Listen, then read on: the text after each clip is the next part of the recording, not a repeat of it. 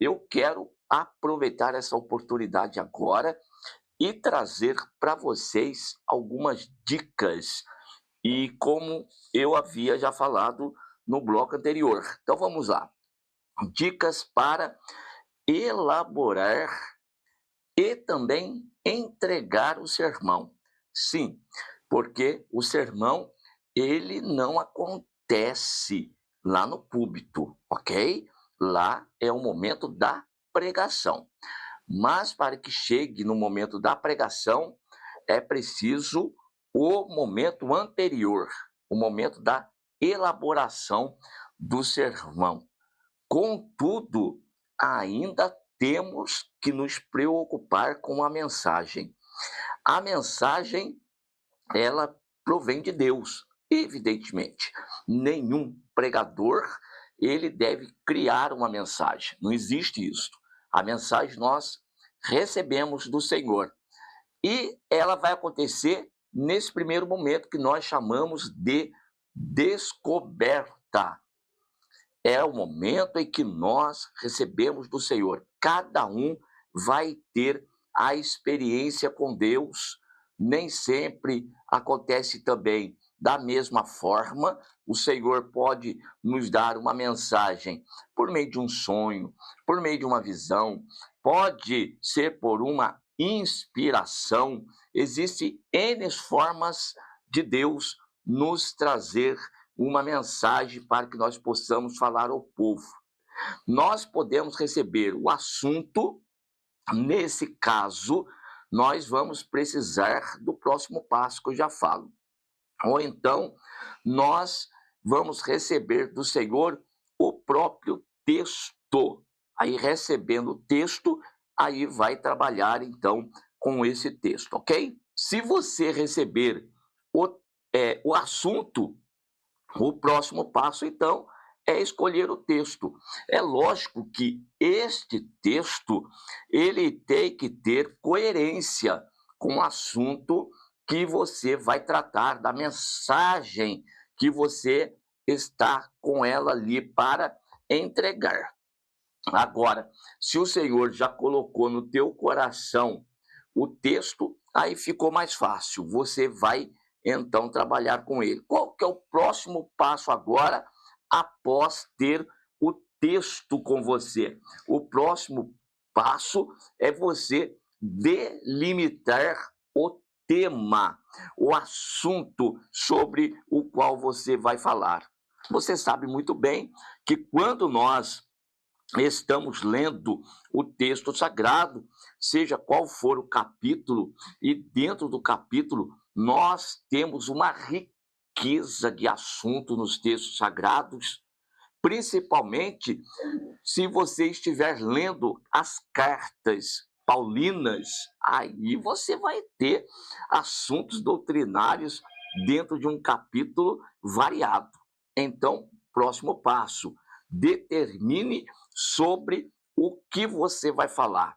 Você já fez a leitura do texto, estudou o texto e encontrou no texto agora o assunto principal. É sobre isto que eu quero falar, transmitir para a igreja. Legal. O que você agora tem que fazer? Fazer as correlações do texto.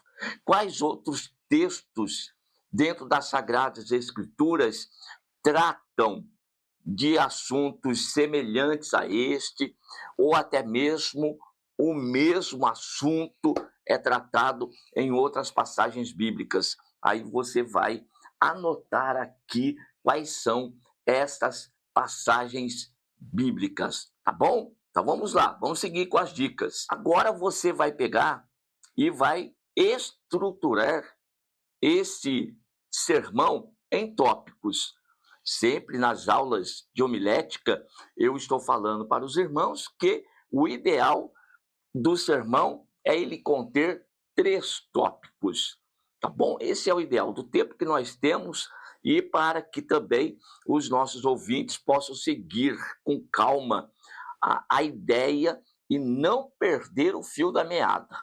Então, 3 tópicos é o ideal para a gente estar trabalhando com os irmãos. E cada tópico desses vai ter os seus subtópicos, lógico, os assuntos subdivididos para que você possa, assim, falar com os irmãos.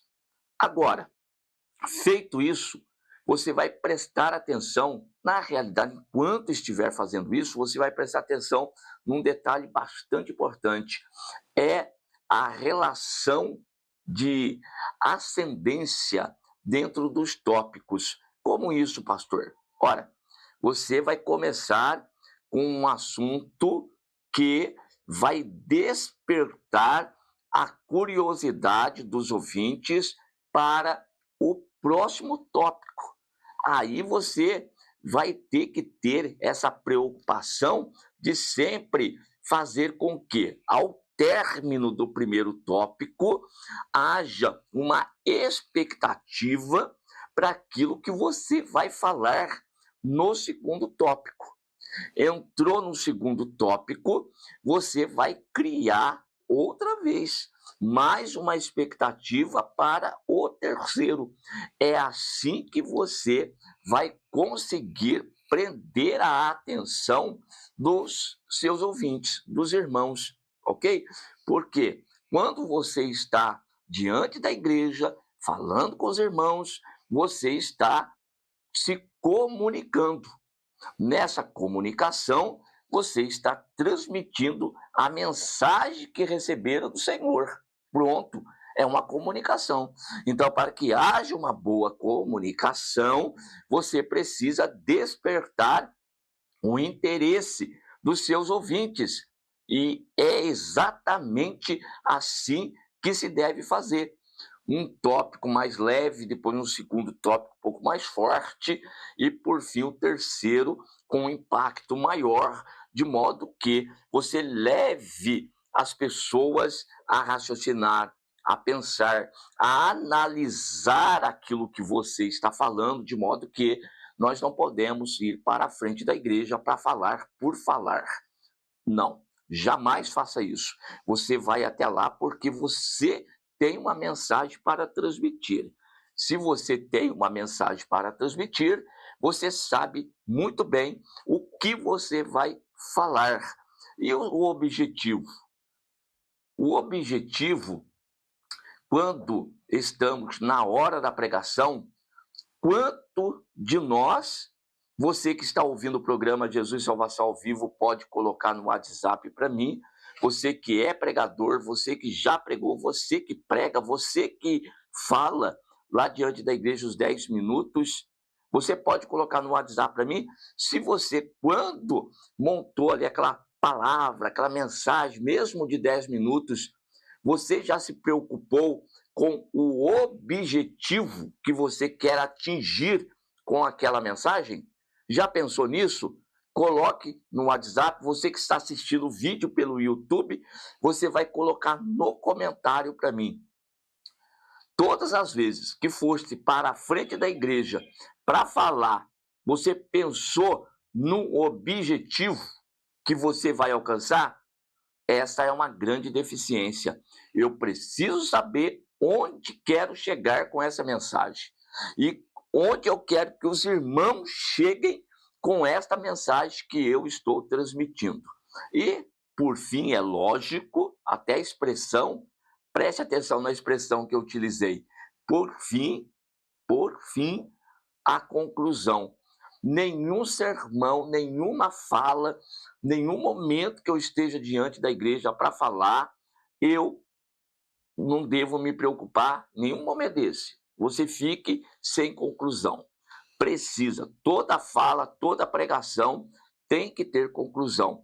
Não é o tempo que acaba, é a minha mensagem que eu preciso colocar um fim nela, para que as pessoas aí possam entender o todo que eu transmiti, ok?